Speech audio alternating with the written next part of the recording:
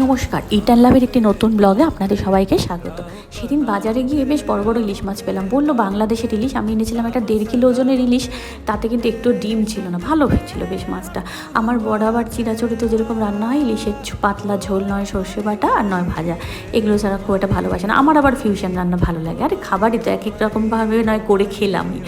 তবে সামনে ষষ্ঠী তো, সেই জন্য কিন্তু বাজারে বেশ ভালো ভালো বড় বড় মাছ উঠছে। আগেকার কথা মনে পড়ে যাচ্ছে। বাবা অনেক রকমের মাছ আনতো। আমার বাবা বর যেহেতু মাছ খেতে ভালোবাসে বলে ষষ্ঠীটা কিন্তু আমাদের বাড়িতে বেশ মজা হতো। মামারা আসতো, মাসিরা আসতো, খুব মজা করে আগের দিনগুলো। আর এখন আগের দিন মনে করে তো আর লাভ নেই।